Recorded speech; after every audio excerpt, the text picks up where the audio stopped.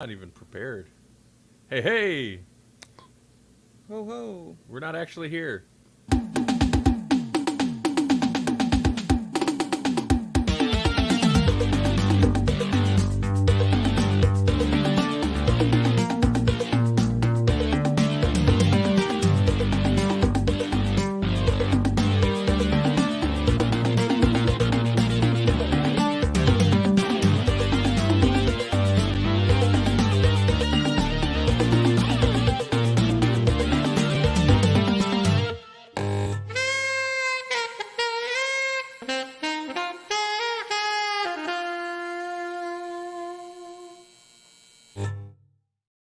Yeah. Well, oh no, what a way to start. Welcome to Growlix Nights, the Growlix Podcast live show. I'm Randy. I'm Melanie. And I'm Jesse. Hey, everybody. Wow, what a rocky start. You know, it's 8:44-ish. Yeah. It's just a little later than we usually go on. It's because we just did a mini review of Nope off the stream. Yeah. And not recorded. So this is what we do. Yeah. Hey, everybody. So here's what's on the agenda tonight. It's a Doctor Who episode. That's right. What is this? Dr. Donna part... I think part... Bleh. 6? Part 7 for the audio listeners. So, Okay. yeah. That's what we're going to talk about. We're going to talk about Doctor Who, a couple of very fine episodes. Very fine. Yeah. But before that, let's do a power run through our initial little stuff. First off, hey, how are you two doing? I'm good. I'm doing well. Good. Summer's here. Yeah. Yeah. Woo. I mean, I guess summer's been here for a little while. I don't go outside. So, I feel like last week and this week are like the first weeks that actually felt like summer for me. right. Because like summer starts off with just like every single thing. And then by the middle of June, it's just like, oh yeah, it's just going to keep doing that. So just say no a few times. It's fine. Yeah. Do you do summer school stuff? I don't. No, I try to do as little teaching as possible, but I still get stuck doing some teaching because that's what I do. All right, you used to do some stuff, though. Some summer Right. stuff, but yeah. Yeah, I used to teach like some art classes on the weekends and that kind of stuff. And I would even do that during the school year, but it's just like I was teaching for my job. I was teaching a night class in the fall. I was teaching like weekend classes at the art association. I was teaching martial arts. I was just always teaching. And finally I was like, if I want to do this, for a while, I better stop it and Yeah, maybe not man. burn myself out. Yeah. You need some input to Yeah. be able to put out Yeah. so much output. Yeah. You should go take a class. I should take, yeah, well, right now I'm taking classes because that's like employment stuff, like you have to take X number of classes. It's basically your orientation without calling it okay. that. Yeah. Well, hey, we seriously had like at least a 15-minute conversation about Nope. I feel like we Yeah. shouldn't rehash that necessarily. But you watched Nope. I did watch Nope. Yeah. Right. And I think we came to the conclusion that it is a solid film, Right. but it is maybe not his best offering. It's a solid 2.5 films. Yeah. There's Oh, there's 2.5 definitely more films. than one movie there. Yeah. I will say what we didn't say off stream. I'll throw it in there so we have a little bit of Nope talk on here. Not that anybody's clamoring for Nope, because that's been out for a while. But the stuff that was cut was this entire subplot with a stalker guy stalking the girl from the TV show in the flashbacks. Like What? There was this whole other plot and this character of the stalker stalking that girl. And I was cut it all. shocked to see that she was even there. Like, I just assumed she was dead. Right. Yeah. Right. Yeah, there's based on those same flashbacks, you know? weird. Yeah. Kind of feels like a shame not to get an extended director's cut or something. Yeah. I feel like he alluded to he's just gonna maybe save those ideas for something else. I don't know. Which is probably what he should have done in the first place, but right. Okay. Also, organic monsters should not have perfectly square shapes. no, yeah, That that's the bugged me a thing. It's little like, bit. yeah, that was one of my points was like, just don't show the monster. It was so much creepier when I couldn't see anything. Like Right. there was that first whole opening bit where they're just like kind of showing you that there's a thing, but you have no idea, but it's so dark. We may have even alluded to this. Is this one of those things where they shot it in daylight and then made it night? Yeah. Yep. Okay, because you can't see anything. And in this, it maybe works better than in Game of Thrones. Right. Dragon City Dragon. They did some crazy. They probably ended up CGI replacing a lot of the background stuff, but they did some crazy stuff where they shot it during the day, but they did. I don't know. They had to come up with this new camera rig where they shot multiple cameras. I don't know. I can't remember all the details offhand, but they come up with this really interesting, unique camera rig that they had to build and put together because it's not a thing that existed. So they could shoot everything during the day, so they had complete control over what it looked like afterwards. I want to say they had like a shot of it with a regular camera and then another one with like some kind of a filter on it. Yeah. And then they put those two together so that they could have the dark but still be able to see it. So some Right, and I'm sure a ton of post-production work because Yeah. it doesn't look like I would not have guessed it. It doesn't look like it to me. It doesn't look like day for night because that's not Right. new. But and they didn't shoot it in the traditional day for night way. Something like infrared or like night vision type or something. It doesn't matter. But yeah, I don't know. It's an interesting movie, but yeah, like you're saying, it's not necessarily his best, and there's a lot of ideas in there. Right. And I think they were all good ideas. They just don't mesh. Like, it's just like, what's that mean? You know, like after the fact, I'm just like scratching my head later, like, wait a minute, what was that all about? Like, what'd that have to do with anything? It was creepy and it was cool, and I kind of want to know more about it, but it had nothing to do with there's a monster. That reminds me of what we're going to be talking about later too. Oh, yeah. Speaking of a lot of ideas, Right. but arguably, and it's weird that I would say this about a Doctor Who, the ideas all come together much better. Yeah. They're more cohesive. It's because he was young and he was still trying. Right. Okay, well, let's get into it. Let's jump right into it then. Unless there's anything else you guys want to touch on before we do the Doctor Who talk. No, we can say we watched an episode of Sweet Tooth. That's about it. But it wasn't We did. anything. I didn't realize we watched episode 2 of season 2. We Oh, only okay, ever watched alright. the first episode and then never went back to it. We watched episode 2 of season 2 last night, in which we finally catch up with Big Man, so that's good. Oh, yeah. I hate the kids. I hate them. I don't know why. They only get better because you see more of them and then you see less of them. I like Like that. we have to see more of them because we have to get to know all of them or we won't care. Right? But they're super annoying. They're super annoying, you know? So you're just like, oh God, are we still... We get it. You guys are a team. I kind of hate the mom lady because she's like, we have one thing going for us. Let's go ruin it real quick before we leave town. You know?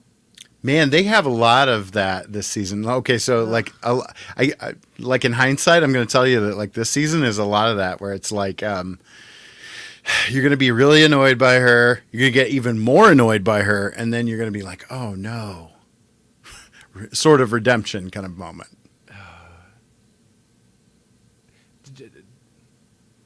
Does it feel like the writing took a hit this season? Yeah. Yeah. Okay, it good. Yo, I feel it that totally way did. Only 2 episodes in, and I kind of feel Yeah. that way. No, I mean, like knowing where they're going and whatnot, they're taking a really weird path to get there. Yeah. That's disappointing. Because, yeah, didn't the first episode show you a little bit of the, like, stuff in the Arctic Circle? Yeah. Yeah.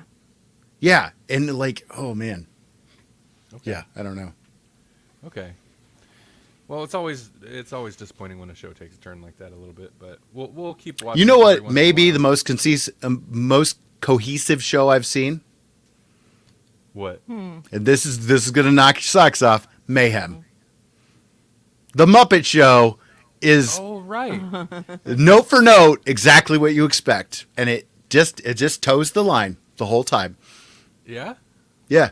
You know, and it does all. You're like, this may be one of the better Muppet properties they've created in a long time, because I feel like sometimes they're just like, it's the Muppets, you get it, you know. And it was like, this is like, it's got a real solid through line. They're very Muppety, but that heart is there to carry it through, and you get a little bit of extra stuff that you weren't expecting. And I think that's what the Muppets should do, and I think that's what the Muppets are at their best. So, it's not the best television I've watched in several years, but it was good. It was fun, and Good. it was what it was. And I would enjoy a second season, but they also don't ever need to make a second season. Cool. Well, that's good, because that's a show that could bomb really hard. You know. Yeah. And I don't know. It may have critically bombed. I don't know. Right. But it was, just from my viewing experience, it was what I would consider a success, whether it does good numbers or not. Right. I feel like modern, they struggle to do good numbers, Right. regardless the quality of the show. I'm not Yeah. sure what it is about it. Well, I think sometimes it's inconsistent writing. Like, there's some people who just they love the Muppets, but they don't actually understand the Muppets. That's it. That's the yeah. I think that's the thing. I think a lot of people have an idea of what the Muppets are in their head, Yeah. but not, because I think of the old show that ran forever. You know, like they're Yeah. like a Right. variety show, like, and that's Yeah. got such a almost irreverent, not snide, but kind of like tongue in cheek, but not like Looney Tunes style tongue in cheek humor. I think that's what I liked about this, is like the Muppets both exist as a thing that's ridiculous, and yet they also are treated like real things in this. You know, like they're a legit band. There's people who love them. They've had success and whatnot, but they also have just weird Muppetisms. And some people are just like, wait, did you just see that? Like, wait, did that just happen for real? Kind of thing. Like, how did, like, Dr. Teeth is in the hot tub, and he's got like a coconut drink, and she's just like, where did that come from? And he hands her another one. It's like, where did that come from? You know, like that kind of thing. Like, they're self-aware about it, but then they don't spend a lot of time on it. They That's just funny. keep moving, you know. I like that. It's kind of meta. Speaking of, Yeah. Keeping Keeping moving. yep. Okay. Yes, we're gonna do this. Okay. First, let me play this little clip, because it's the easiest way to fulfill this obligation. Oh yeah. I mean, to spread the word. What? Watch your ears. I still don't know how to control the volume on this, so this is gonna be a little loud.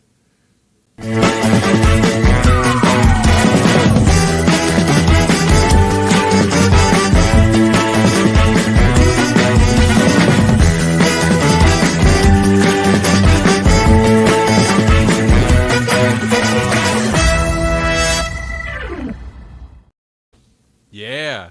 If that doesn't get Yeah. you amped up, I don't know what will. Maybe this will.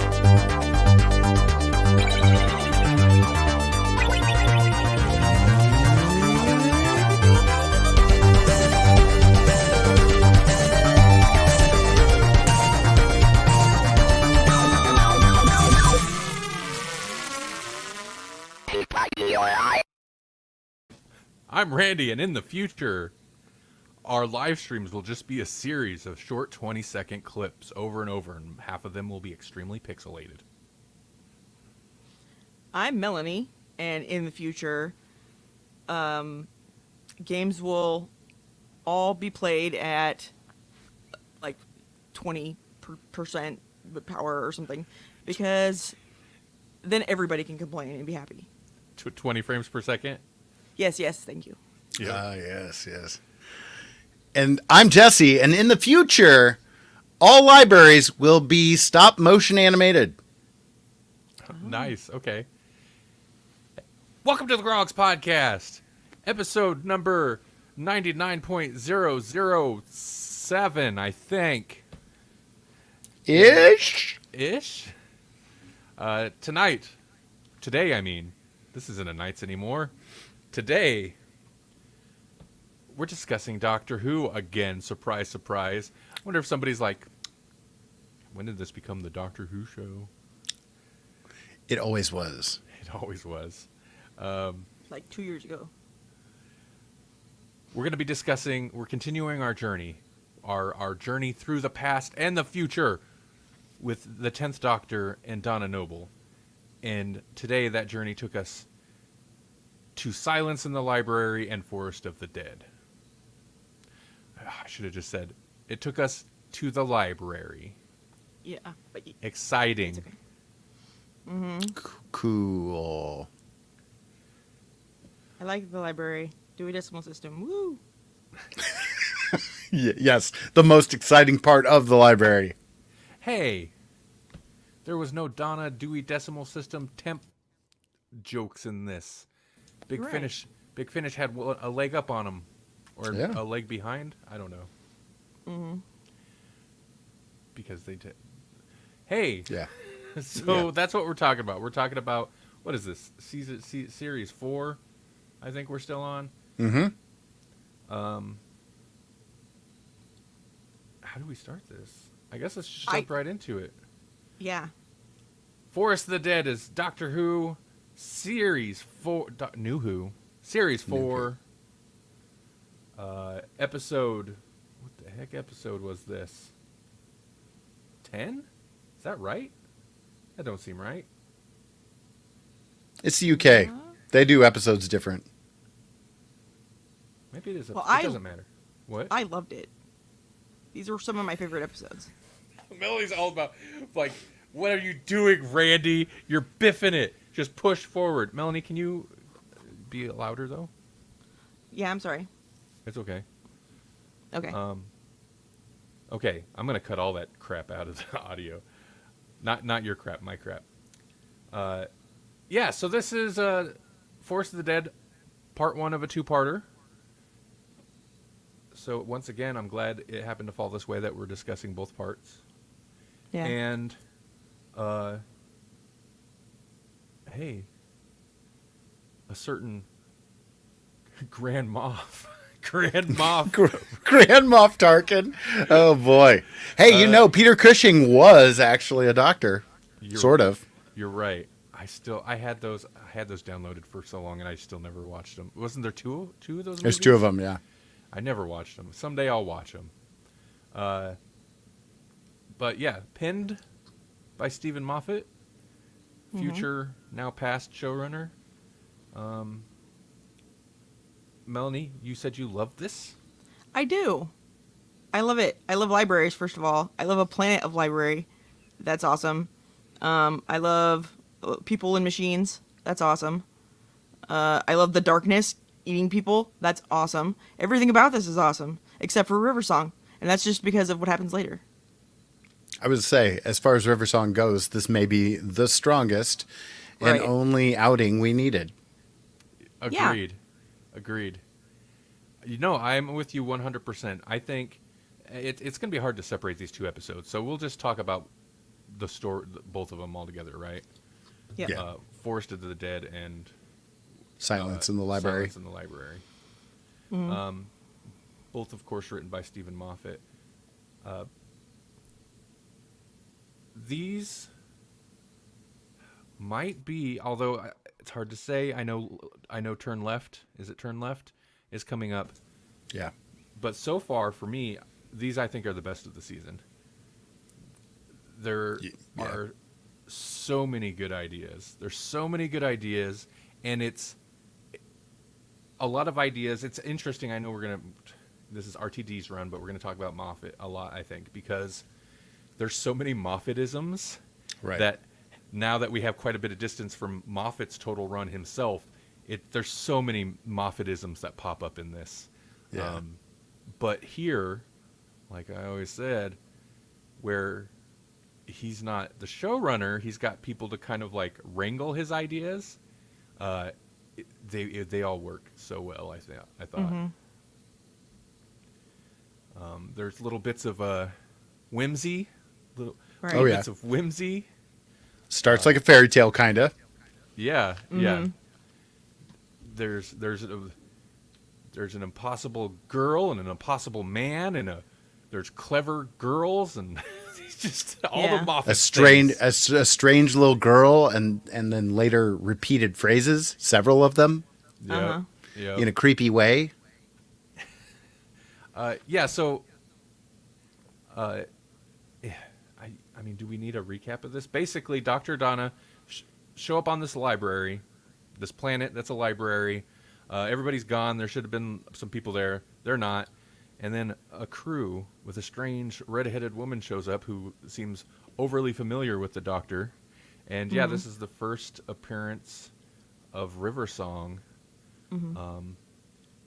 And first and chronologically last, but not really. Right. Yeah. Because even Moffat kind of went back on that later on Yeah, too. you realize after like this being pretty new to us at this point, it's like forgivable. But later on, after we've had so much Moffat, you're just like, oh, like looking back in hindsight, it's like, oh, this is how he does it every time.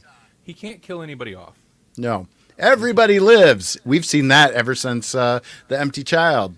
Right. Just this once, nobody dies. And they even said that a couple of times in the course of this story. Just like, and every once in a while, nobody dies. Right. But the idea, that's why River Song is so frustrating to me as a character. And I know there's people out there that absolutely love her. I find her a little annoying, but also like the more Moffat had the chance to dive into their story, the more convoluted her character becomes.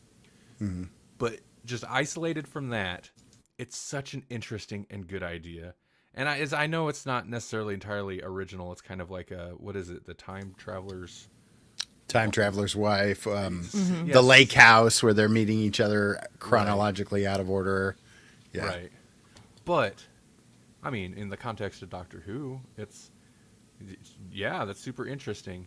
And it also adds to the character lore, not like the backstory, but like the snapping the fingers to open the TARDIS door, which he does not do nearly enough sense. Yeah. Yeah. The book, like, Moffat had a lot of stuff.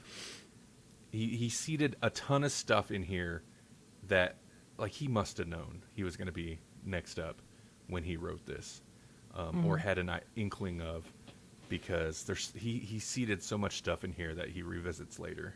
And some of them were really good ideas that he just pitches later. They're just gone. Pew. Right. Excuse me. And you can say nobody dies, but a computer program is not a life, in my opinion. So, Right. I mean, right. You're right. It's my whole, like, teleporter thing, right? Like, if it's making a copy of you and disintegrating the original, then that's not you coming out the other side, and that is the case of this. It's Right. They're dead, and it's a digital copy of them. Basically. That was one of my. Right. If I had a question about it, it was just like, wait a minute. The very end, it was like, what? Where have they been for years and years and years? Right. And if that's the case, why do we even have a computer named Cal? If we could just. I'm sure all those people that got like teleported into the computer, and then what did it do with their physical matter? I'm so curious about that. Well, I But- think it's the teleporter thing, like you said, is just like it just broke it down into information and then spit it back out the other side. But how long have those people been gone? 100 years. These people, you want to make the MCU blip look like nothing? Yeah. They just brought these people back a century later. What? Dude, that was when. So at the end of the second episode, when they're like, all the people are back, and the one guy, the descendant or whatever from the family that owns the library, is all excited and hugging him, and they all look so happy. And it's like, what are they happy about? First off, Right. they've just been gaslit by a computer for 100 years. Hard. Yeah. Right, yeah. And now all this, so they should be very like discombobulated and confused about what's going on. And I don't think they realize it's been 100 years because they probably don't have anywhere to go. Right. Yeah, they have no homes. Yeah. They have no one that knows them or loves them. They all looked very humanoid, so I'm guessing their family are all dead. Maybe they have some grandchildren who are getting up there now, and weird. So that's a weird. I mean, maybe it's better Well- than just being dead or whatever. But I don't know, because besides that, everybody thinks you're dead. I assume, Right. you know, if you went to the library and you never came home, and you can't get in the library anymore, I'd just be like, maybe something bad happened to them, you know. So yeah, they're like nobody anymore, really. so I mean, we're doing our Grolix thing. That sounds Man, like we buried the lead on this. Yeah. that sounds like a complaint, and it's nitpicking. That's not. We're not complaining. We're exploring the ideas. Right. But this core idea is interesting. Even the computer thing, I don't Right. understand, because we kind of assume, because Donna gets teleported into it, and so I assume the way she is treated in there is probably the same way everybody's been treated in there, Right. which is to gaslight them Yeah. endlessly and make them not even realize there was a life before this place, which seems weird. Yeah. I don't know. I kind of like the creepy, like hypnosis type responses. And now you remember, you know. Yeah. And then you forgot. And Yeah, it's fun. that guy being called Dr. Moon, and it's I guess is on the nose name given it's a moon Right. virus, MOON. But Dr. Moon, it's kind of cool. What did you just say, Jesse? I said MOON. That spells moon. Okay. The ghosting thing I liked a lot. It's weird. It's Yeah. creepy. It sets up the first of a couple of let's traumatize Donna horribly moments. Oh my God, yeah. Right. Like we've said it this whole time we've revisited this, but it was just like, oh my God, she lived a whole life in there. That's so the first episode. I remember the kids thing, and that's horrible. But even in the first episode, where she first we're introduced to this idea of ghosting, where they're it's not their spirit, but it's the last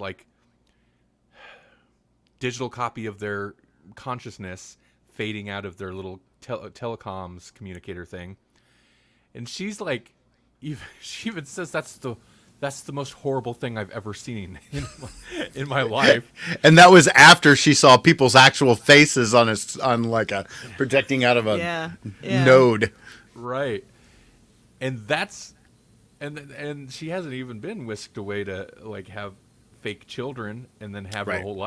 her whole fake life ripped away from her, which Right. which she really nails, very emotional. She nails that pretty well, I thought. Yeah.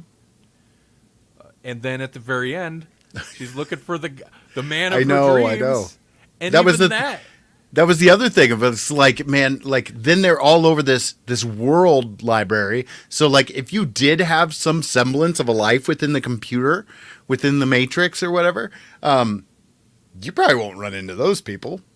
Maybe you could have a life outside of the Matrix, but Right. those people that you maybe did have a life with, who knows where they are? Dr. Moon totally set them up too, so he probably was in there arranging couples for 100 years. And yeah, what about all those people? I guess because so long there's even that little side note that they say the librarian interface is kind of like, I chose this face because it seems like a good face for you. Right. Did those people consent to having their likenesses used? Those Or- people did. Those people did. The people that You're died right. and donated, they You're were just right. like, You're instead of a right. park bench, you put your face on a screen. And she's like, gah! Donna didn't Yeah. know, and she was using Yeah. Donna's face earlier. Right. Yeah. Maybe that's what they did with their bodies. Why they waited for them to Right. come out. Right. But then why wouldn't those things just eat those? You'd think, because they're meat. I don't know. Well, and it seems like those things could change the face fairly quickly, so I don't know.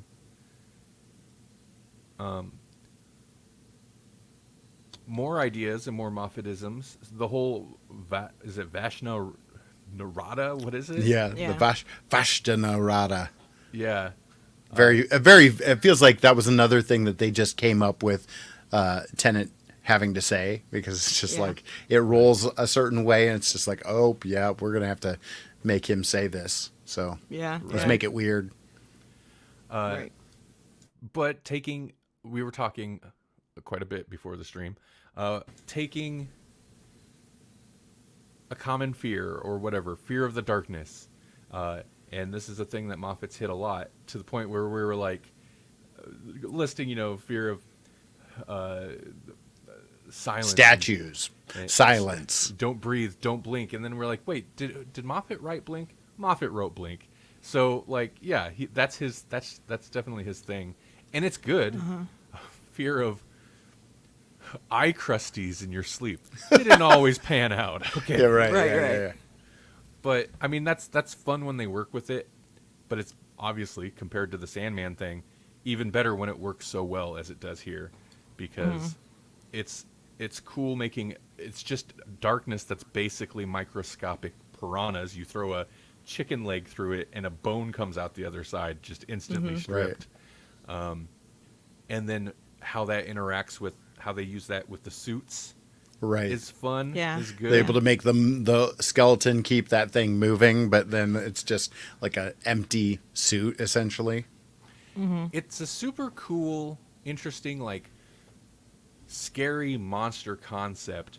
But like, how are you gonna like visualize monsters? A monster that is basically just shadows, other than a shadow.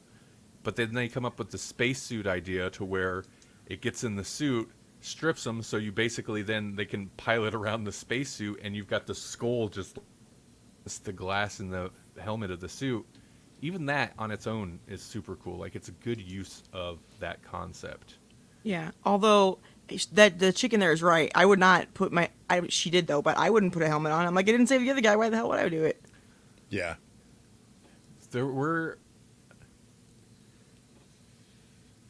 I'm sure the doctor was upset, but there were flashes to me or flash forwards, I guess, of PCAP, PCAP doctor, and where somebody's pretty much done for, and Tennant doesn't go as cold, but like at a certain point, like especially that first guy, Tennant.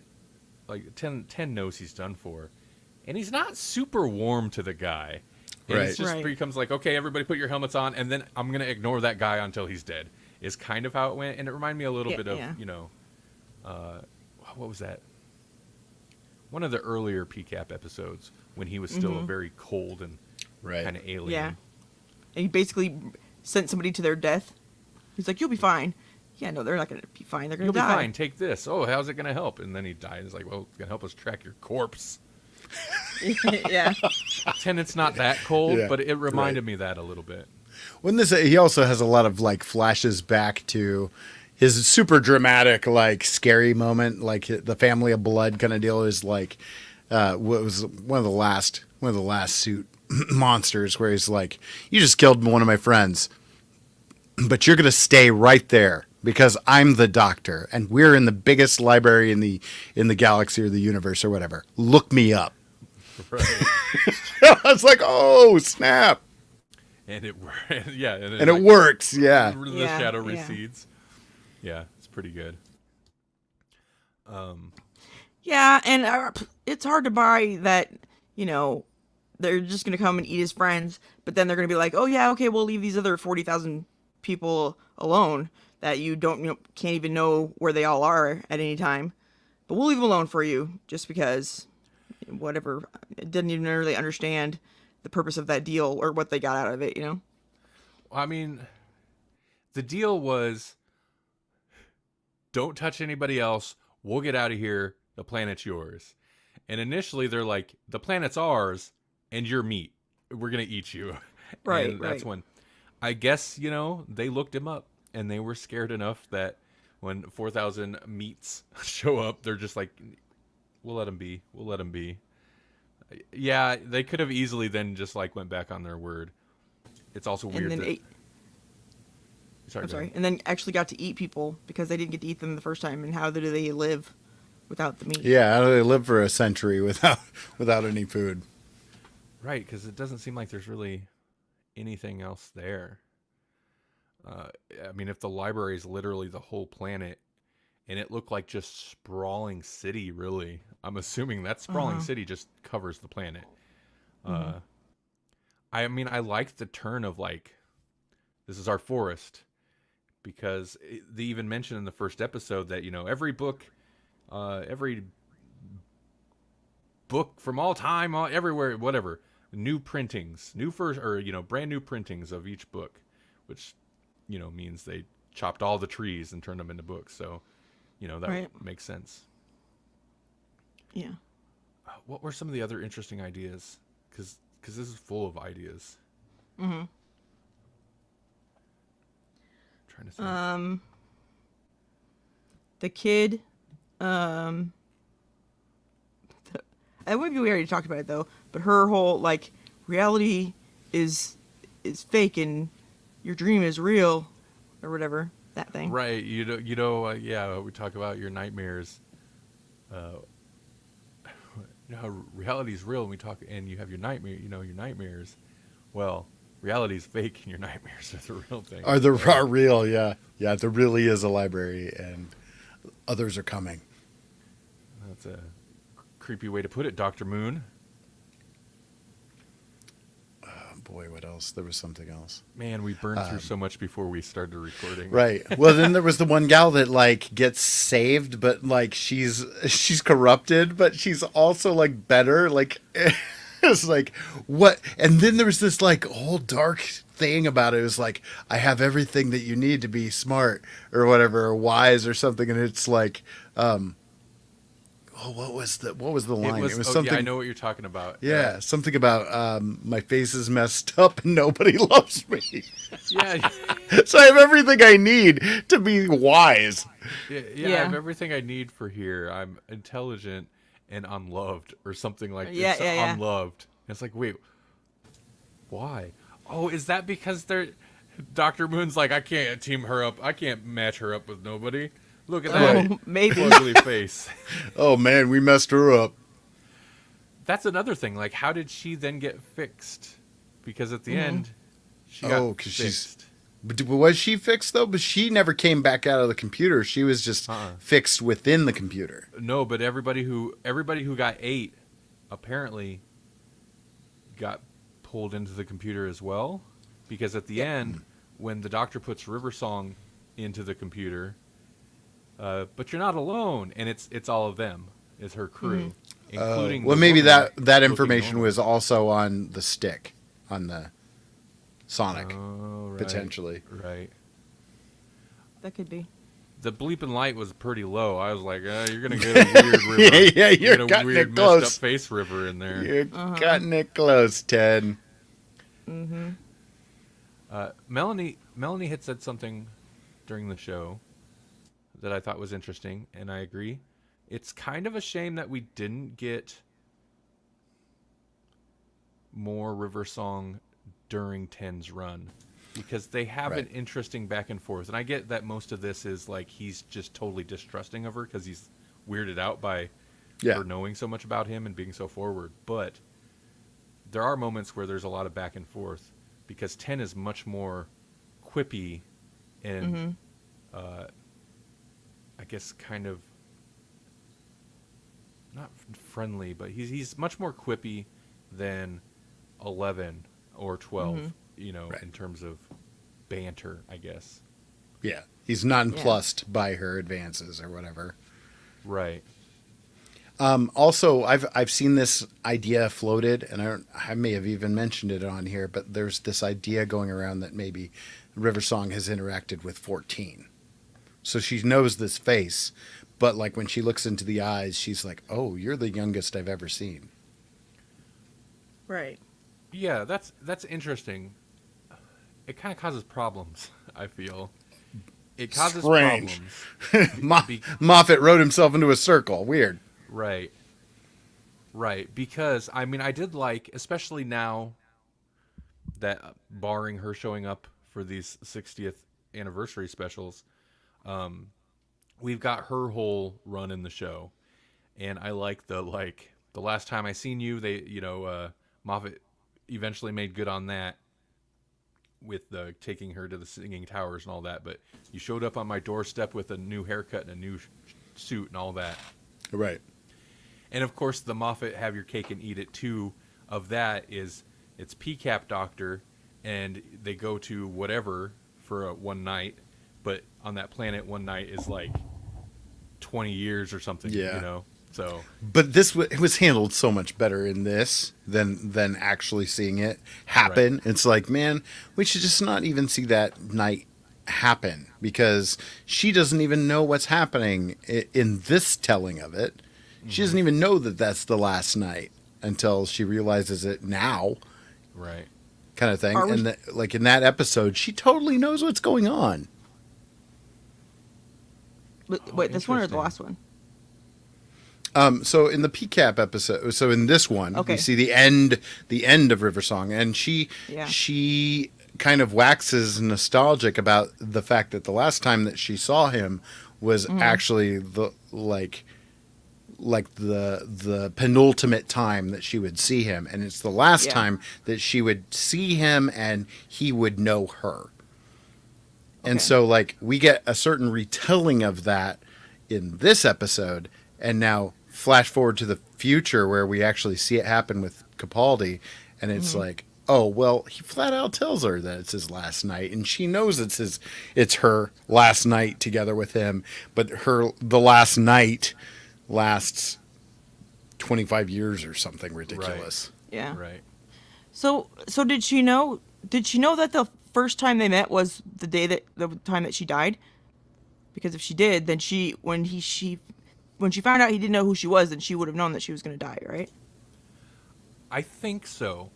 And that seems kind of interesting because it focuses on her like realizing that a little bit, but then it cuts to like other stuff. Plot's happening, but she's in the background and you can kind of see on her face like kind of coming to terms with what that might mean. So I think she does know, or she does suspect. Okay. Yeah. Which would explain why she's a little bit emotional about the whole thing. Well, and also the idea that like, oh, this person I've known for so long doesn't even know who I am, and I always knew this was going to occur, but I'm still not ready for it.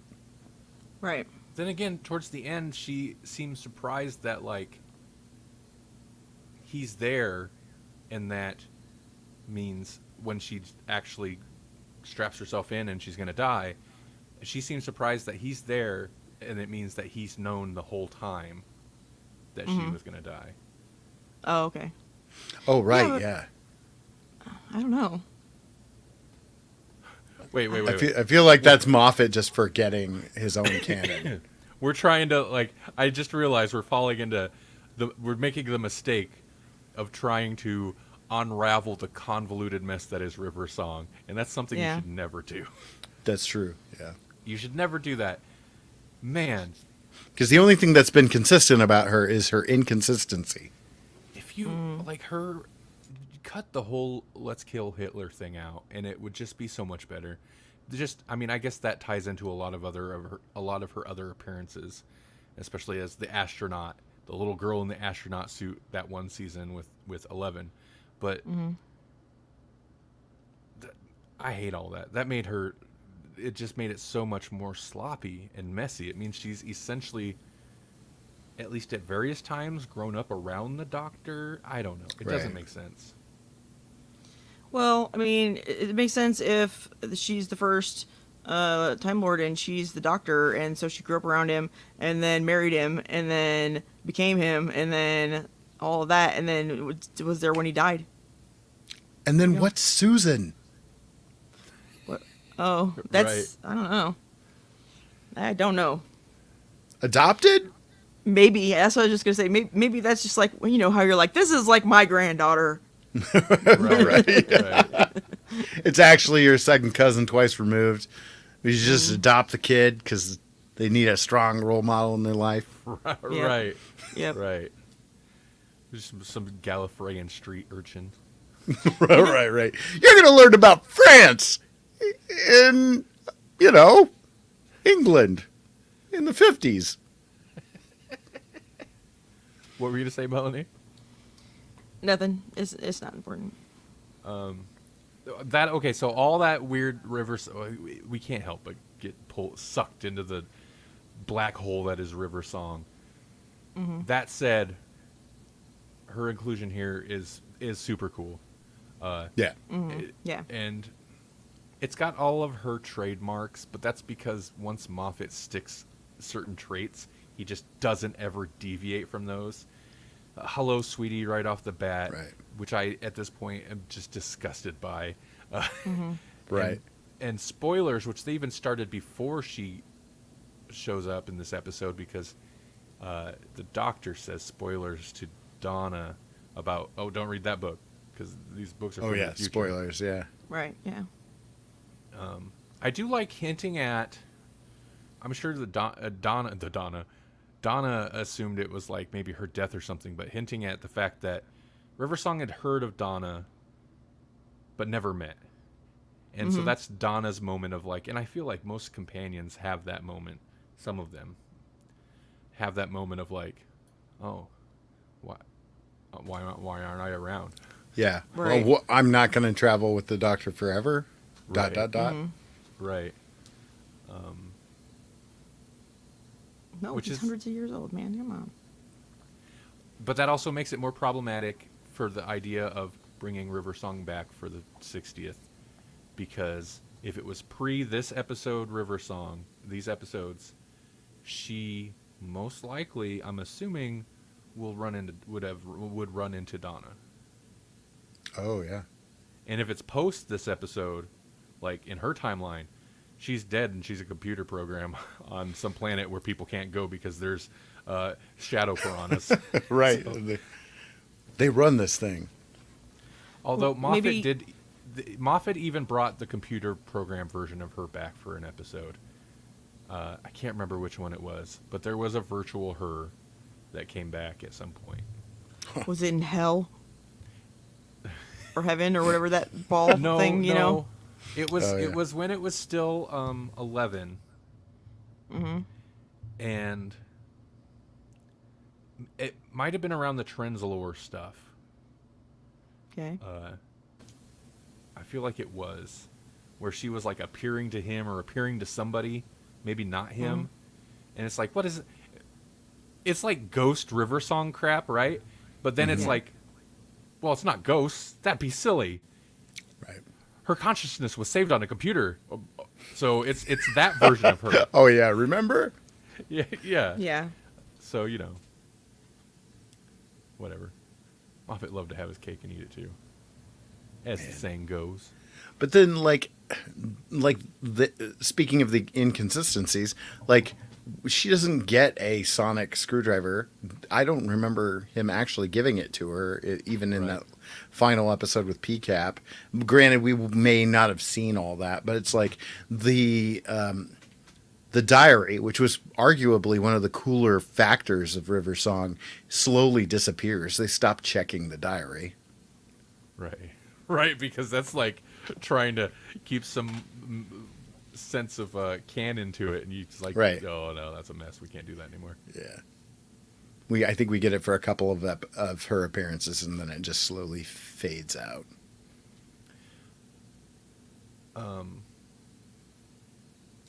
But yeah, No, these are great. These are great episodes. I mean, our weird, like, once again getting pulled into River Song. These are solid episodes with lots of great ideas and super memorable moments. Hey, who turned out the lights? Just like Right. stupid things like that. But it's like, yeah, that made it kind of a scary thing. Yeah, solid. I'll be interested after. We'll have to do or keep a mental check of our favorites or whatever, and then after we're done with this series, be like, okay, which are the best 10 Oh, in yeah. 10 in Donna? Because right now for me, these two-parters are Yeah. number one. Unicorn and the Wasp is another solid one. Right. But bizarre, Right. Pompeii, Pompeii Days is a good I think one. there's a solid there's of course a few like kind of blah ones, but I think overall, because the next one, even though it's not really, it's basically Donna's, not missing, but she's a Donna Light episode. It's just the Doctor Right. on his own like thing for the next episode, but the rest of the season is a pretty decent, if I remember right. I mean, Turn Left is amazing, so I'm excited. Aside to from get when we get to the 2-part conclusion. there. Right. Wait till we get there, and you're going to get the most RTD thing possible. Right. Yeah. I mean, he likes to do it too, have his cake and eat it too, but he would at least. He created the score creep, man.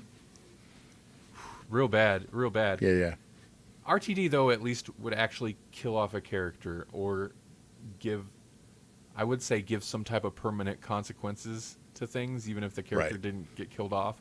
But then again, just maybe wait like 17 years and you become a showrunner again and you could just bring Donna back in again. Right. Yes. Yeah. You were like, oh man, we could never use her again, except in emergencies. Except in emergency.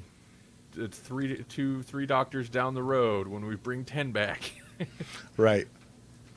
But Well, was she, even like- when, even in one of the specials, like she shows up. It might have been End of the World. I don't even know. Right, He's like, right. what? You don't think I would have put special protections on my best friend? But that was the thing, wasn't it? Like, if she remembered him, everything would blow up or something? Right. Well, her brain. She'd die.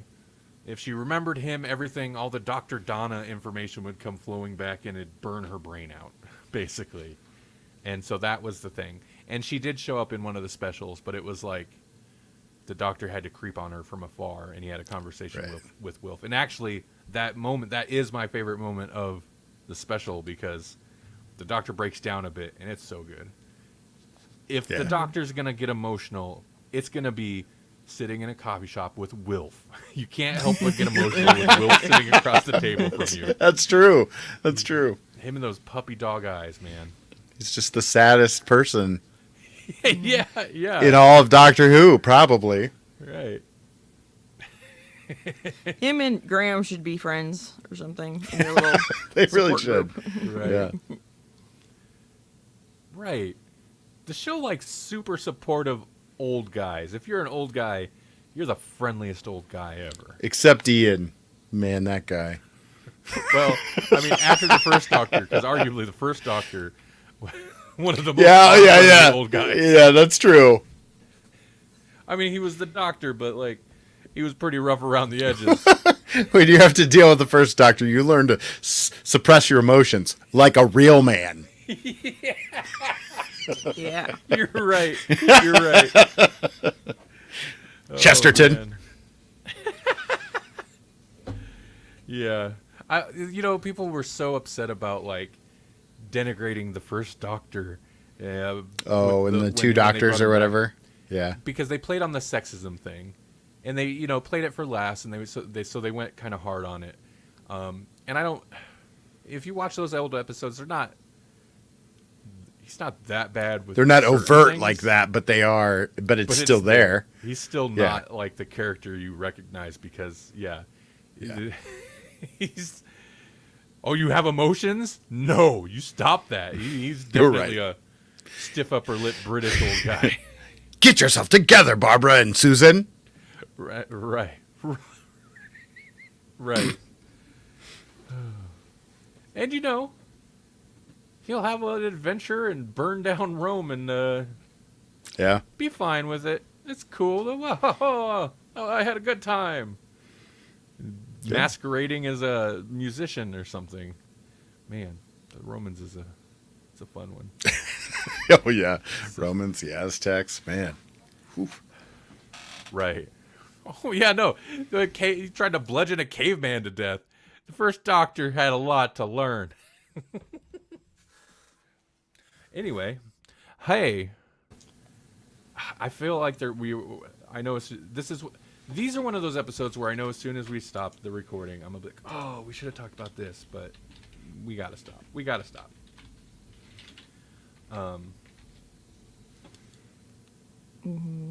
Square gun. According to Stephen Moffat, this is according to Wikipedia, which is probably according to some other source. According to Stephen Moffat, the squareness gun used by Riversong to help the party escape from the Vashna Narada is intended to be the same sonic blaster, not just a type of sonic blaster, the same sonic blaster that was used by Jack Harkness in the episode The Doctor Dances. Moffat suggests that it was left in the TARDIS after the parting of the ways and taken by Riversong in the Doctor's future. So he didn't give it to her, so she's a liar. She's She's stealing a stuff thief. from the TARDIS. Right. I would too. I'd be like, he's never going to notice this is gone. This thing's so big. Right. He's probably never been in this room here. Right. And she's probably right. I like that little because that's totally Stephen Moffat headcanon. It's not anything that made it into the show. Right. That's just headcanon for him. I wonder if Big Finish has done, because they do the whole Big Finish New Monsters Classic Doctors thing, where they'll do like, oh, it's the Fifth Doctor versus the Weeping Angels. I wonder if they've done the Vashta Narada again, because they would be an interesting villain to do in audio, because you don't have to see it. The shadow part is pretty visual, but I feel like there's a way that you could probably do the Vashta Narada without For sure. seeing it. They just do like anytime they do horror in audio, where it's just like you have they even do it here, Yeah. like, don't move, you have a second shadow. They just Oh, make yeah. that up, Yeah. What's that mean? Although they'd probably give, when somebody gets eaten, they'd probably give it a sound. Like, there's no sound to them in this. You'd probably get out some type of sound. Or even you'd repeat yourself for whatever reason. I don't know. It would be some Right. kind of silliness that the suit was the reason in this story, but like they'd probably just keep that. I could totally see him doing that too. It'd be bad. That's not good. It's not the way to do it, because Right. you're right. That is a separate element from the creatures. Right. But they would totally mirror them together, tie it together somehow, because that's what people remember.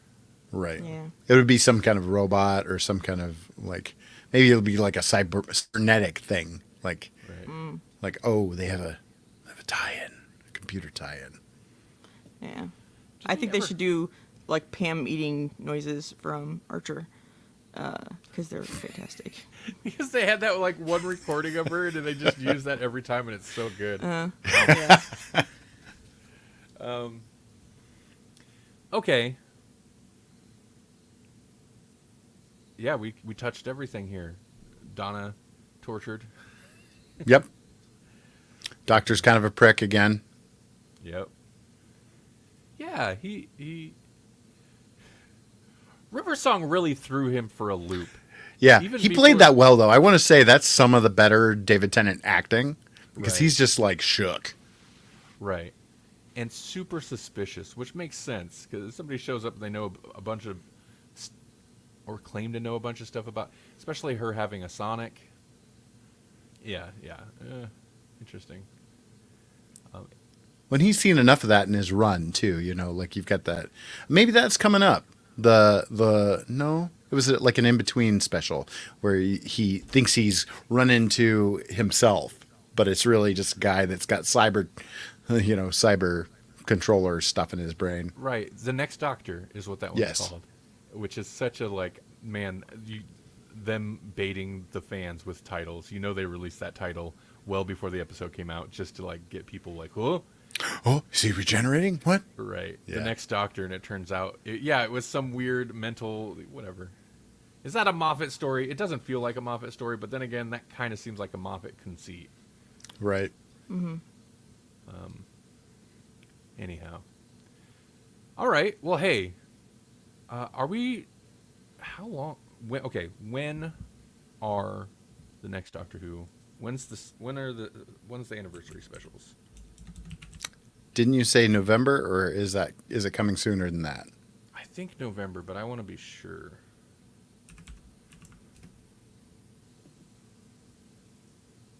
Oh, why is my internet being... Come on, Google. Get with the times.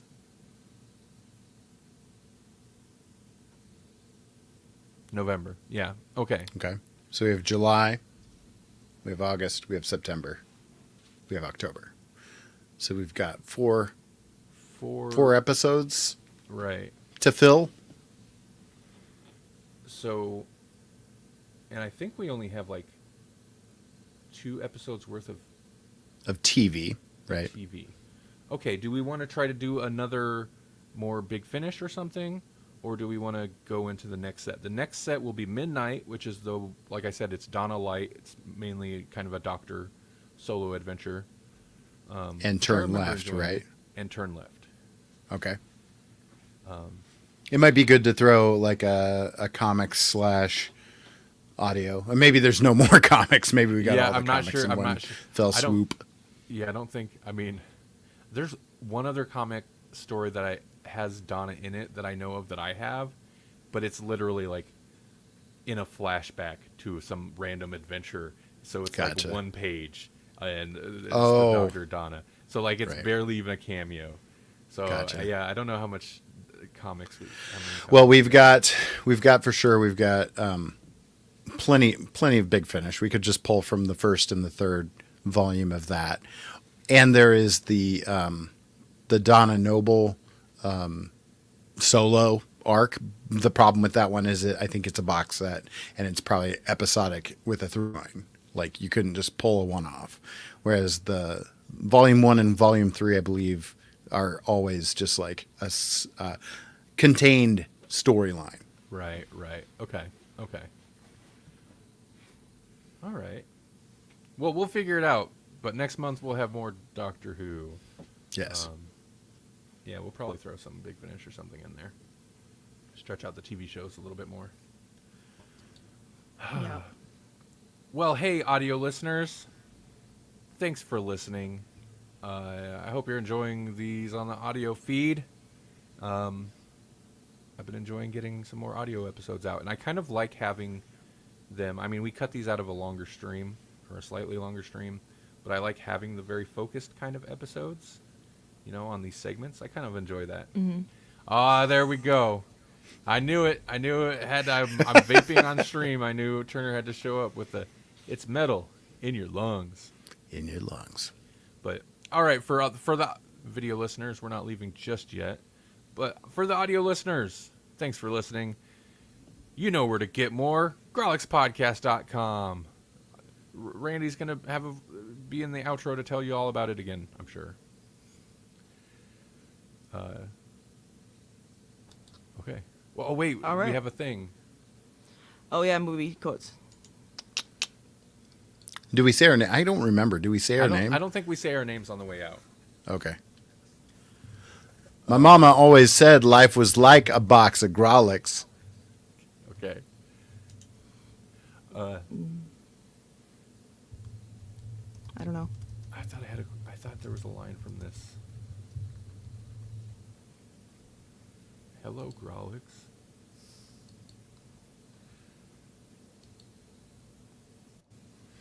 I'm pretty sure we've used that Forrest Gump quote before, but It's been long enough that nobody knows. Well, I'm just gonna say, hello, Grolix, and pretend I have red hair and wild confidence. Hello. I got it. Okay. Never trust a Grolix in a raincoat. Okay. Never trust a Grolix in the raincoat. Never rub another man's Grolix. I don't know why that made me think of Jack Nicholson and Batman. Never rub another man's rhubarb. Dude, that first Batman movie has some weird stuff in it. Yeah, it does. I have not seen The Flash yet. I do want to see it. But I was slightly disappointed that the trailer had Michael Keaton say, "You want to get nuts? I know, yeah, let's like get that would have nuts." been such a pop for the theater audience, and so it's like you just gave away both of his like iconic lines in the trailer. But I also, it bugs me that they used it at all because I'm like, it's an iconic line, but it's also the weirdest thing he does, and it's like Right. one of the weirdest movie Batman things to do or Bruce Wayne things to do because it's like, it seems very out of character. And I think random. it's okay if you use it like if you build to it. Like I love how they did it with Obi-Wan, the show. Like the Obi-Wan Kenobi well, show. hello there. Where it's just like at the very, very last scene and they just wait until he meets Luke and then they're like, hello there. I was like, they made you wait the whole series for it. I guess you can't. Of course, they're going to do every bit of like callback and fan service as they can, Right. And I know people like Spider-Man. What was it? Spider-Man: No Way Home. Yes. Oh, yeah. People complained about like them throwing like the meme lines in with like Willem Dafoe, but man, I thought it was great, and it was like, perfect. Yeah. downplayed where he's like, "Oh, I'm something of a scientist myself. I lost it." Yeah. And then they don't have to explain it either. Right. You could throw that stupid line out, which also tells you he's a scientist, so that's why he can help with this. Yeah. Anyway, Yeah. I don't know what the consensus are on Flash. I thought It was sounds hearing like good it's- things, now it's I've heard decent things, but I haven't heard it. I don't know. I haven't heard the dissenting voices yet, but it's barely out yet right. for the general population. That is. I don't think I'll be able to hit it up in the drive-in like I was going to, or like I was kind of thinking, because they're Spider-Man, the new Spider-Man, Spider-Verse. whatever Oh, it's called, Spider-Verse, right? is doubled up with Flash, and I'm like, that's Man, that's that such a would've good double feature. Yeah. But I don't think I'll be able to hit that. The Spider-Man movie is so good. It may be one of my favorite Spider-Man things ever. It's really good. And I'm surprised to say that about a Miles Morales because he's not like my initial Spider-Man, but because of Spider-Verse and how they carry that through line of what Spider-Man is, you're just like, oh, this is such a perfect Spider-Man thing. Well, the first one was really good. I liked Yeah. the first one a lot. Oh, and they take the art stuff that they did with the first one, and they just crank it up. They were like, we had that thing turned up to 11. Forget 11. We're leaving 11 behind. They like they kind of created like, I don't know. It's like a mishmash of pop art kind of sensibilities in the first Spider-Verse one, but in this one, it's like, forget it. We're gonna put all kinds of art styles together somehow and make it work. And it's like, how do you do that? How do you have a two-dimensional Spider-Man and then it still works next to this other guy that's in kind of a punk rock, like concert poster sensibility kind of Right. deal? It looks like he's got like strange like blocks of color behind him when he moves, and it just cool. Like everybody has like their own art style, and it somehow meshes. Hey, Turner, are you asking about the double feature? When is the double feature at Quasar Drive-In? The Flash and Spider-Verse 2, there, as they say, is tomorrow and Saturday, the 16th and 17th. So it's this weekend. I'm assuming that's what he was asking about, but I'm not for sure. I will be going to Back to the Future next week, though, which is a good time to mention it since we're on stream now. No stream next week because I'll be here Right. watching Yeah. Back to the Future. Me too. If you want to wait a week, The Flash and the Machine. That's a weird pairing. That is a really weird pairing. That's a weird pairing. How does but that that's- work? That's definitely a. We want the new movies. Here's the Oh, yeah. like they still have to like work with a distributor on what they can show. Like I mean, they can show older stuff. They have a bunch of other stuff they can work with. But this is definitely seems like these are out. These are what's new. If you want to show new movies this weekend, this is what we got for you, or whatever. I don't know exactly how it works, but And then you can go to maybe the weirdest Bill Murray and Woody Harrelson movie ever Kingpin. with Kingpin. I remember enjoying Kingpin. I wonder how well it holds up. Oh yeah, I don't Turner. know. The Flash and Spider-Verse 2 that sounds like a great pairing. Oh, yeah. Yeah, for sure. We did a bunch of Grolix stuff, and just before I forget, speaking of Grolix stuff, there's a Humble Bundle out that I have partaken of, and it's Grolixed yourself bundle, and like that seems very Grolix appropriate. So like it's got a whole bunch of stuff. I don't even remember all the things. Like some of it was like your love life, un-F your economy, un-F your whatever. And I bought it because there was like some fun, like you're creative, but you're not famous. Here's like an idea generator book for all you creative types that aren't famous. And I was like, oh, that sounds like fun. I'll give you my Humble Bundle cash. I'm creative and not famous. Right. I should read it. Yeah. Who started that series? Who's the Oh yeah, I don't know. I don't even know if that book is available in the bundle. Right. But like somebody took that idea and ran with it. Yeah, like it's a whole thing now. Because I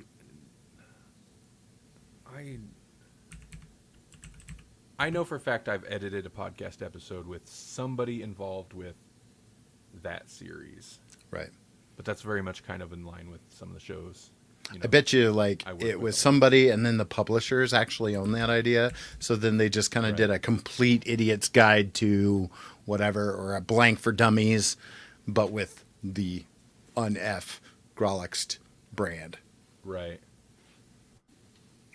Gary John Bishop. Yeah, I'm not sure, but I know I've edited somebody as a guest. You know, they were a guest on a show I work on. Sure. But I can't think of what it was. But anyway, there you go. If you want that, grolixpodcast.com/humble. That'll redirect you through our Yeah. affiliate link. And you could throw us a couple bones. Yeah. That would be amazing. That would be amazing. You know what else is amazing?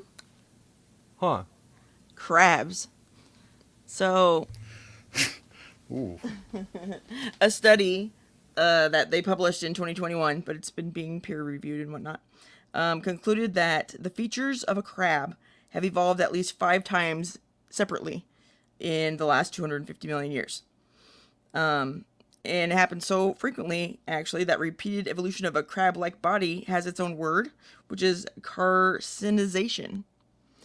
So it's really hard, I guess, to classify, though, because there are true crabs and then fake crabs, and things get all tangled together, so it's hard to, like, unravel the branches of the trees. And this study did further our knowledge about it, but we still don't really know why evolution prefers that shape and keeps We going don't know back to it. gets about crabs. Yeah, besides that, walking sideways is really fast or something. But other than that, it's kind of a mystery. But the more information we have and the more studies that get done, the closer we get to finding out what, like, environmental factors and genetic factors help determine the shapes that evolution prefers. And that's really what we're trying to get to. It must have been a video you had me watch or something at some point, because it sounds like a very Melanie thing for me to watch. But I do remember seeing a thing about how there's a bunch of species that aren't crabs but have evolved to look like crabs, and they're like, those are called, Yes. we call those fake crabs. It's like, whoa, whoa. So is that like the crawdad, the lobster, all these like crustaceous but clawed creatures that don't necessarily look like a crab? There's several that straight up look like crabs, and they're like, it Oh. looks like a crab, but it's not a crab. It's a this Yeah. thing. Well, like the things that make it a true crab are stupid, in my opinion. They have 4 legs, and the fake crabs have 3 legs, and then 2 tiny little back legs that don't count for some reason. And I'm like, but really, they all have 4 legs. It's just that in the back 2 legs are like pinky toes that are useless or something. I don't know. That's one of the things that separates true crabs from fake crabs. You know? It doesn't seem like that would hold water, like the classifications of a spider. It would be like, nope, that's still a spider. Right, right. A jumping spider, but they're cute. But still a spider. Counts. It's We're counting it. This is all just crabism, and I won't. Crabism. Oh, You're crabbist. Yeah. But just another thing to get crabby about. evolution likes crabs, though. But I find it really interesting, especially because there are other species that, like, they were here, they evolved, or, like, they evolved, and then they disappeared, and then they evolved again. And it's usually, like, a similar type bird and, like, the same set of circumstances, and then they evolve, And so there it's pretty clear, but with crabs, we don't really know what the situation is that made that happen, you know what I mean? Right. So, like, what's interesting about, like, the whole idea of this is that, so crabs they evolve a lot, right? And so you would think, like, at least in Darwin's theory, is that the strong survive and the strong Right. will evolve and continue and whatever. But, like, I've been through enough of those stupid HR, like, I don't even know what you'd call it, like almost like a aphorism, like a let's all work together kind of thing. Like I've been through enough of those where I've even had the one where they're like, the thing about crabs, if you put a bunch of crabs in a bucket, all they'd have to do is stack up on top of each other, and somebody would be able to get out of the bucket. But crabs won't do that. If a crab sees another crab trying to get out of the bucket, they'll pull that crab down. They will pull the crab down. So you don't want to be a crab. And one of my, one of my former principals even made us wear crab hats, just like as a fun thing, I guess. I was like, what? Like, I'm the crab that's pulling everybody down this week? Well, you should be like, This is a let's terrible do it plan. Tell them, well, let's instead do it like a hermit crab where they all work together, and like the one's like, this shell's too big for me, so I'm going to stand in line, and then when somebody bigger gets here, I'll trade it up, and he'll trade me down, and they do that until everybody gets their perfectly sized shell. I think that's Socialism. fun too. Socialism. Socialism. Yeah, that's the problem with that metaphor. Yeah. No, these socialist crabs. And I was like, that's my thing is like at work, I'm a people pleaser. So I'm just like, go with the flow. And it's like, all right, whatever, boss. Whatever, I'm getting paid to be here, so I'll do the thing. But I was just like, give me the crab hat. Like, no, there were other people who were like offended by the crab hat, and I was just like, give it to me, I'll wear it. I will. The thing is I will wear the hat. I'm excited to wear the hat. I don't think it'll fit my head because I have an enormous head, but I want to wear a stuffed crab on my head for the rest of the day, please. I'll pull And I you never down got it. so I can wear that hat. yes. You Yeah, can break. yeah. You can break my legs like a crab would, so that I can't escape. So I can wear a crab hat on my head. I don't think they would need to do all that though.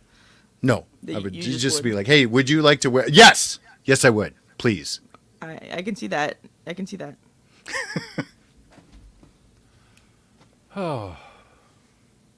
It's been a stream, guys. It's been Hey, we a did it. stream. We sure did. Yeah. Is there anything you guys, Jesse, you got anything coming up you want to mention? Anything going on? Nothing. No, I don't think so. All right. I mean, I will tell you that all the other podcasts I'm ever on are apparently on Spotify now. So If you know I'm on another podcast, you can find me there on Spotify, I guess. Oh, is that related to the Anchor thing you were talking about? Yeah. Do they switch So over like to Anchor? Dimensions is on Anchor. Make Eternity Great Again is on Anchor. Everything's on Anchor. It's not even called Anchor anymore. It's Spotify for podcasters or creators or something. But so like everything is over there now. So if you were enjoying me on another podcast feed, you're gonna have to change your feed probably. I don't know how it works. That's the only thing I can think of that's new or different at all. So I just vaped without muting my microphone. Sorry. Bad. It's metal in your lungs, and we can hear it. And we can hear it. Well, good. Well, anyway, off mic last week or whenever it was, week before we were talking about that. So, yeah, I was curious about that. All right. Well, hey, thanks everybody for watching in the future. Thanks, Turner, for watching live and somebody else who might have creeped in there for a little bit. I always have to give I need to stop giving away our little viewership number. Just for the audio listeners. Just edit that out for the audio listeners. The people who are here, they know. They know there's nobody. You're right. Audio listeners isn't going to hear none of this anyway. No, they don't know any of this stuff. So we can be as self-deprecating as we want, or just honest. Right. We could call it self-deprecation, or we could call it honesty. I heard honesty is the best policy. So yeah. That's not what they tell me. They say, you overshare, Melanie. And I'm like, okay. Yeah, that's fair. All right. Thanks, everybody. Hey, GrawlixPodcast.com, Patreon.com/GrawlixPodcast. Humble. Yeah, GrawlixPodcast.com/humble. Go get you some. And give us some. Yep. Oh, and check out Strangers with T-shirts. Yes. Oh, Strangers with T-shirts. Can I show it real quick? Do it. We just uploaded a new design the other day. Yesterday. Today. I don't know what day. Yesterday. This is a design. I've been so slow. It's my fault for being so slow on uploading new designs. But this is one that's been in the works for quite a while. Yeah. If it were me, I'd put up a new one like every day, but picky. She is picky. Or I'm picky. She Yes. would throw just whatever trash up. I'm glad you could laugh about that. Yeah. So as you can see, since it's a brand new shirt, it's on sale currently. But yeah, like butter. And this is maybe I shouldn't even say, but this is where I get upset with people when they're like, "Oh, all AI art is bad." Because first off, this isn't AI art. This is a sketch by Melanie. Then I went and digitally cleaned it up, and then I used AI feeding in our sketch to get some of this nice cartoon style coloring and texturing. Oh yeah, and some then blended all that together. cell shading. Yeah. So that's why I get kind of so frustrated with people who don't see it as the amazing tool it could be, and they're just like, somebody took a shortcut. They took a shortcut. It's called Photoshop. Photoshop is a shortcut. Photoshop is a shortcut. Yeah. And now it's an industry standard, and nobody cares. And that's, I think, and I get whatever. We don't have to get into the whole discussion, but in cases like this, it's not any different than a filter for me in this use case specifically, where you're just like, okay, here's my picture, add some texturing, do something here, whatever, and then I'll like adjust and layer and mix and match. So anyway, the one go get a T-shirt. The one person who's like, ooh, that shirt's cool, and then they hear the AI talk. You're really like, no, down with AI art. Yep. That's not what that is. Yeah, and it's original. And in fact, we have so much original stuff, we're considered artists on there. Yeah, it's an artisan account. oh yeah, because that's a new thing. Like, I mean, I got my account taken away, and then I made a new account. Weird. You can just do that. Right. And I am considered the opposite of an artist. I don't know what I am. Really? You're I'm, not an artisan. No, because that didn't exist before. So now I am a whatever the opposite of that is. Yeah, I can't remember the name of it is. And it essentially equates to you get $1 less per shirt. Oh, When the shirt Really? sells. oh, so you have to sell first before they consider you an artisan. Yeah. Well, I mean, That's we all haven't right. sold that many, to be honest. You know, honesty is the best policy. But and when I first got that email, I was annoyed, and I was like, "We're gonna get put into that other class, aren't we?" Because they separated as like artisan accounts or like original designs that be appealing to people and blah blah blah, and then the other account, and it's not a non-artisan account. I can't remember what Right. it's called. Are accounts that like bulk upload just like The same art thing with a bunch basically. of slogans and just like the same Right. type of crap you'll see elsewhere. Right. Just like bulk upload a bunch. There's a lot of people that do that where they'll just like almost They'll just put a automate. saying on a shirt in whatever font, and then they'll put another saying in that's probably that same font, boom, or a slightly different font. Right. Yeah. And it's a lot of times stuff they've seen elsewhere, and we have stuff like that too where it's like the meme is not original but like our implementation is. But yeah, it's for that, and they say it's for web hosting, for hosting all the like designs and the listen, those Oh, sure. images don't take up a whole lot of space. I mean, I'm sure it adds up, but I don't know. I thought it was kind of a funky deal, and I was like, we're gonna get screwed on that. We're not gonna be artisans. And then I checked the other day, and I was like, oh, they actually have us in artisan accounts, which is I felt slightly validated because Melanie's like, we just need to put a bunch of slogans on and put a bunch of shirts up so we have just a big catalog and they'll start selling. I'm like, oh, I want original, fancy It'll be art. curated. It was a curated experience. Right. Well, I mean, half of it was already drawn out, though. I just want to bulk up the numbers so that people have a reason to go there. Because nobody's going to go there for like the same 10 shirts. Quality. Okay, but anyway, let's go. All right. Thanks everybody for watching. Thanks for listening. I said that already. Bye. Have a great week. Have a great weekend. Bye.